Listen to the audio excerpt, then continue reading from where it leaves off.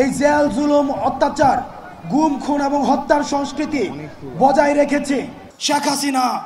ভারতের প্রেসক্রিপশনে এই গুম খুন হত্যাকাণ্ডগুলোকে চালিয়েছে। তাদেরকে কারাই বাংলাদেশ থেকে সেফ এক্সিট দিয়েছে, তাদেরকে খুঁজে বের করতে হবে। আমার কোনো হিন্দু ভাই সংখ্যালঘু না, আমার কোনো বৌদ্ধ ভাই সংখ্যালঘু না, আমার কোনো পাহাড়ি ভাই সংখ্যালঘু না। ভারতের সাথে সম্পর্ক হবে চোখে চোখ রেখে। আমাদের এই পার্শ্ববর্তী দেশ এখন বাংলাদেশ যাদেরকে জঙ্গি স্বীকৃতি দিয়েছে তাদেরকে এখন পার্শ্ববর্তী ভারতে আশ্রয় দিচ্ছে।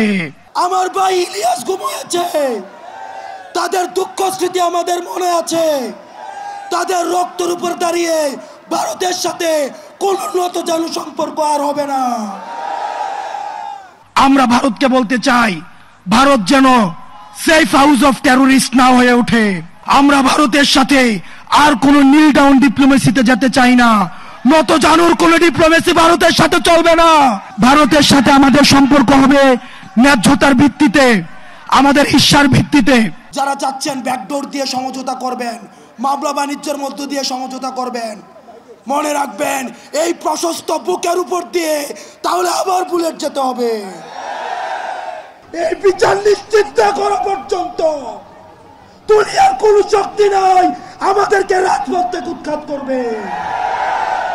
দালালি না রাজপথ, মাতৃভূমি অথবা মৃত্যু। আসসালামু আলাইকুম ওয়া রাহমাতুল্লাহ।